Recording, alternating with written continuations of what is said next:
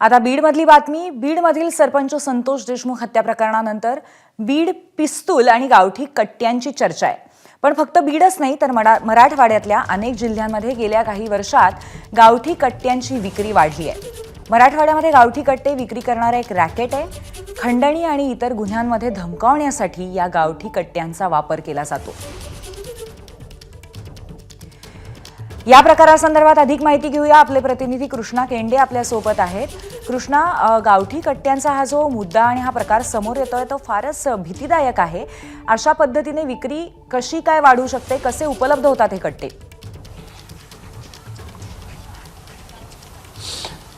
गावठी कट्टे सहज उपलब्ध होतात. त्याचं कारण असतं की त्याच्या किमती 5,000 ते 25,000पर्यंत गावठी कट्टे मराठवाड्यातल्या कुठल्याही जिल्ह्यात सहज उपलब्ध होतात.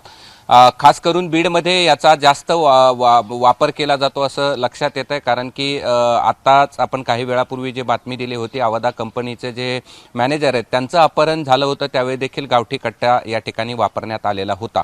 खरं तर मराठवाड्यामध्ये हे गावठी कट्टे बाजूच्या राज्यामधून या ठिकाणी येतात आणि तिथे हे गावठी कट्टे जंगलामध्ये बनवले जातात. म्हणजे अगदी आपल्या सायकलच्या जे नळी असते त्या सायकलच्या नळीपासून देखील गावठी कट्टे जंगलामध्ये बनवत असल्याचं या ठिकाणी तपासामध्ये समोर आलेलं आहे. आणि गेल्या वर्षभरात मराठवाड्यातल्या गावठी कट्ट्याची आकडेवारी या ठिकाणी तुम्हाला सांगतो, जे पोलिसांनी पकडलेले आहेत. संभाजीनगरमध्ये 7 गावठी कट्टे पकडलेत, बीडमध्ये 26 पकडलेत, धाराशिवमध्ये 13 पकडलेत, जालनामध्ये 16 पकडलेत, नांदेडमध्ये सर्वाधिक 44 पकडलेत, लातूरमध्ये 8 तर हिंगोलीत 11 आणि परभणीमध्ये 6 गावठी कट्टे एका वर्षामध्ये पकडलेले आहेत.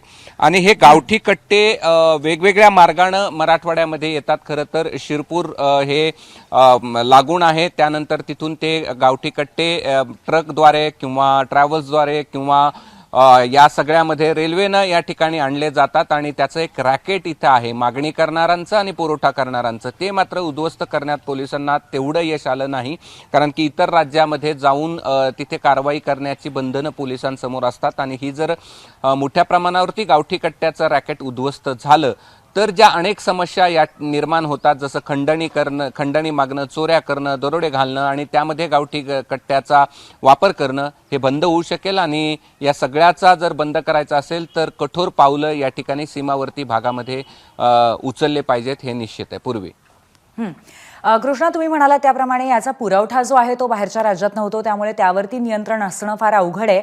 पण मागणी मात्र कुठेतरी बीडच्या आजूबाजूच्या परिसरातनंच होतीये. तर या मागणीवरती कुठेतरी नियंत्रण आणणं, याचे धागेदर शोधणं, हे यामध्ये कुठेतरी यंत्रणा कमी पडतायत का? नाही, निश्चितच यंत्रणा कमी पडतात, कारण की त्या तेवढ्या प्रमाणावरती म्हणजे बीडमध्ये आपण पाहिलं तर परवानाधारकच 1280 आहेत आणि गावठी कट्टे किती आहेत हे सांगणं मुश्किल आहे, कारण गावठी कट्टे वापरणारे कुठलाही लायसनधारक असण्याची शक्यताच नाही. खरं तर एक आपण सांगूया की उत्तर राज्यातील म्हणजे कुठले कुठले राज्य आहेत यामधून आपण सांगू. उत्तर प्रदेश असेल, बिहार असेल, मध्य प्रदेश असेल, या ठिकाणी गावठी शस्त्रांची निर्मिती होते. आणि त्यामुळे कृष्णा, आपण या संदर्भात पुन्हा नंतर माहिती घेऊ सविस्तर, कोणकोणत्या राज्यातनं आणि किती हे कट्टे महाराष्ट्रामध्ये येत आहेत याबद्दल. धन्यवाद तुर्तास आपण दिलेल्या माहितीबद्दल. मात्र अनधिकृतरित्या अशा पद्धतीचे गावठी कट्टे बीडमध्ये अनेकांकडे आहेत. ही एक अत्यंत गंभीर आणि काळजी करण्यासारखी बाब आहे. एबीपी माझा, उघडा डोळे बघा नीट.